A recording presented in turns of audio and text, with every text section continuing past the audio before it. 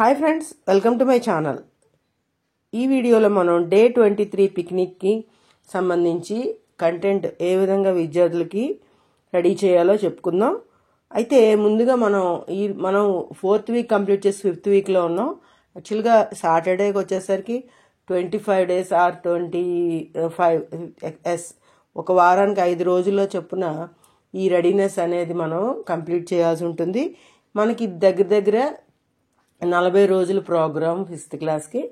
కనుక ఈ working days మనం ఇది కొంచెం మెగా పేరెంట్ డే ఇటువంటి వాటి వల్ల మనం కొంచెం వెనక ఉన్నాం. కానీ 23rd అనేది మీరు రేపు కంప్లీట్ చేసుకోండి.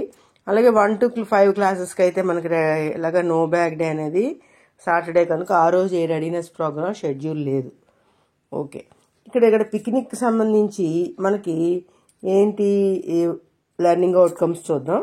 Students will be able to understand the vocabulary related to picnic such as park, food, market, circus, etc.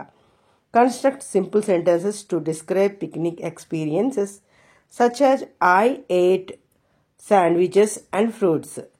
Use descriptive language to describe the activities and food associated with picnic using adjectives such as delicious and fun etcetera. ఈ delicious, fun అనే వర్డ్స్తో కొన్ని descriptive లాంగ్వేజ్లో కొన్ని వర్డ్స్ని, కొన్ని యాక్టివిటీస్ని మేము describe చేయమని చెప్తున్నారు teacher. Activity 1, discuss with the children on picnic. Yes, teacher asks a few interactive questions and writes responses on the blackboard and writes the responses on the blackboard. Yes, on the board. Yes, repeated.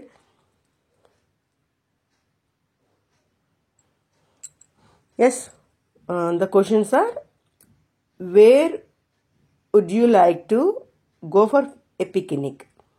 What is your favorite food to bring on a picnic day? What weather is perfect for a picnic day? What play items you bring to play on picnic day? On a picnic day. ఈ రకంగా మీరు మరికొన్ని questions. What do you want to wear on picnic day? మీరు ఏ బట్టలు వేసుకోవడానికి ఇష్టపడతారు? ఇలాంటి మీరు ఎక్స్ట్రాగా ఇంకొన్ని క్వశ్చన్స్ యాడ్ చేసుకోవచ్చు. అలాగే ప్రాక్టీసింగ్ వర్డ్స్ ఉంటాయి. వాటికి సంబంధించి వెహికల్స్, ఇక్కడ ప్లేసెస్ ఇచ్చారు, నెంబర్ ఆఫ్ ప్లేసెస్ ఉన్నాయి. వీటన్నిటినీ కూడా మీరు 1కి 2 సార్లు వాళ్ళ చేత బై హార్ట్ చేయించాలి. మీ దగ్గర అలాగా ఆల్రెడీ స్మార్ట్ టీవీస్, ఐఎఫ్ఈస్ ఉన్నాయి కనుక వాటిలో చూపిస్తూ ప్రాక్టీస్ చేయించవచ్చు. లేదా ఒక గ్రీన్ బోర్డు మీద చాక్తో చార్ట్ మీద ప్రజెంట్ చేసి కూడా చూపించి వాళ్ళ చేత ఈ వర్డ్స్ని ప్రాక్టీస్ చేయించండి. Activity 2, read and write the following sentences. Yes, ఇక్కడ పిక్చర్లో చూసినట్లు I drove my car to the market. The van delivered fresh vegetables to the town market. The scooter stopped at the post office. The bus took us to the nearby zoo. The helicopter flew over the seashore. We visited the museum. ఇలాంటివన్నీ ఇక్కడ రకరకాల context సంబంధించి కాకపోయినా కొన్ని రిలేటెడ్గా ఆ పిక్చర్కి సంబంధించి కూడా కొన్ని రిలేటెడ్గా సెంటెన్సెస్ ఉన్నాయి. వాటిని చదివించి వాటి అర్థాన్ని వాళ్ళకి అర్థమయ్యే విధంగా 2-3 సార్లు ఇలాస్ట్రేషన్స్తో లేదా మీ బాడీ లాంగ్వేజ్తో ఉపయోగించి లేదా వాళ్ళ మదర్ టంగ్లో అయినా చెప్పి వాళ్ళకి అర్థమయ్యేటట్టు చేయాలి. Read the story about picnic. Teacher ఇది 1కి 2 సార్లు సరైన స్ట్రెస్, ఇంటోనేషను, అదే జెస్టర్స్, ఫీలింగ్స్, ఎక్స్ప్రెషన్స్ ఉపయోగిస్తూ చదివి వాళ్ళకి అర్థమయ్యేటట్టుగా చదివి వినిపించాలి. అప్పుడు విద్యార్థులు కూడా వాటిని అర్థం చేసుకుంటారు. చూడండి. One Sunny morning a family went to a trip to the zoo in there van. On the way they saw A motor cycle going very fast and a scooter parked near the post office. They had a great time at the zoo and then stopped at the market to buy some snacks. After that, they went to a playground where many children were playing and have fun. While they were enjoying their day, they saw a helicopter flying in the sky towards towards the sea. The family was very happy and had a fun and exciting day. Yes, this is the story. See here, they are very enjoying a lot. Okay, now activity 4, fill in the blanks with suitable words.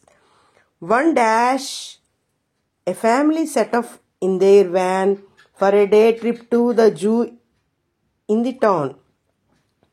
On bright morning, yes, here morning is correct option. They dash at the market to pick up some snacks. They started at the market or they stopped at the market to pick up snacks? Yes, they stopped at the market. Children dash playing and having fun. Children are plural here. Then we have to use were. Children were playing and having fun. They dash a helicopter flying in the sky. They saw. They saw is here correct usage. Okay, second day కూడా మన student యాక్టివిటీస్తో సంబంధించి 24th మనకి 24th అనేది ఇక్కడ మనకి ఎలా పడుతుందంటే మండేకి ఉపయోగపడే విధంగా ఇది మనం ఉంచుకోవచ్చు. ఇందులో యాక్టివిటీ 1 అనేది ఉంది. ఇది టీచర్ స్టూడెంట్ ఒకసారి చూడండి. Teachers divides the children in 2 groups. Provide picture cards to each group. Allow the children to participate in the pair work by asking questions and responding. Yes, ఇక్కడ యాక్టివిటీ టీచర్ 2 గ్రూపుల్ని ఉంచుతారు. వాళ్ళకి కొన్ని cards ఇస్తారు. ఆ children వాళ్ళని participate చేసే విధంగా మీరు వాళ్ళని ప్రోత్సహిస్తూ ఇన్స్ట్రక్షన్స్ ఇస్తూ క్వశ్చన్స్ కూడా అడుగుతారు. Okay, Anu, hey Banu, look at that giraffe. It's so tall. Then Banu, wow, it's so cool. I can't believe how long its neck is. Do you think it can touch the clouds? Do you think it can touch the clouds? Anu, oh, ha, ha, ha, ha, ha. Maybe, but I think it's just for eating leaves from tall trees. Bhanu, that's awesome. I wish I could be that tall to reach high places. ఇక్కడ ఒక role play, ఒక conversation ఉంది. ఆ role play అనేది అను భాను అనే క్యారెక్టర్స్తో ఇచ్చారు. దాన్ని మీరు పిల్లల చేత పెర్ఫార్మ్ చేయించవచ్చు. Next activity 2, read the words with meanings. Yes, ఇక్కడ మనకి గ్లాజరీ పార్ట్ అనేది ఉంటుంది కదా ప్రతి టెక్స్ట్లో మనకి లెసన్ తర్వాత. ఆ రకంగా ఇంగ్లీష్ టు ఇంగ్లీష్ మీనింగ్ అనేది ఇచ్చారు కనుక bright, full of light, spotted అంటే saw or noticed something, motor cycle a 2-wheeled vehicle that you ride on. ఈ రకంగా వాటికి తెలుగు మీనింగే కాకుండా ఇంగ్లీష్ టు ఇంగ్లీష్ మీనింగ్ కూడా విద్యార్థులు అర్థం చేసుకునే విధంగా సింపుల్ ఇంగ్లీష్తో ఇవ్వడం జరిగింది. చూడండి, ఎక్సైటింగ్ చూడండి, వెరీ ఇంట్రెస్టింగ్ ఆర్ ఫన్ అని చాలా చక్కగా చెప్పారు. ఇది పిల్లవాడు ప్రతి విద్యార్థి కూడా దాన్ని అర్థం చేసుకోగలిగే విధంగా ఉన్నాయి. వీటిని మీరు ప్రాక్టీస్ చేయించాలి. Now activity 3, right dictation part. ఇది మీరు bright day, spotted, motor cycle, adventure మనం ప్లేసెస్ వెహికల్స్లో నేర్చుకున్నాం కదా, ఆ వర్డ్స్ని ఒకసారి రిపీట్ చేయండి. విద్యార్థులు చక్కగా రాసేటట్టుగా ప్రోత్సహించండి. ఆ తర్వాత మనం వీటిని కరెక్ట్ చేయండి.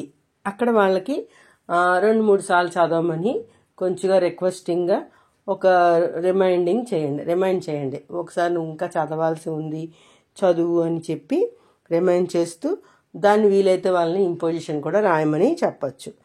Okay friends, thank you for watching. Bye bye.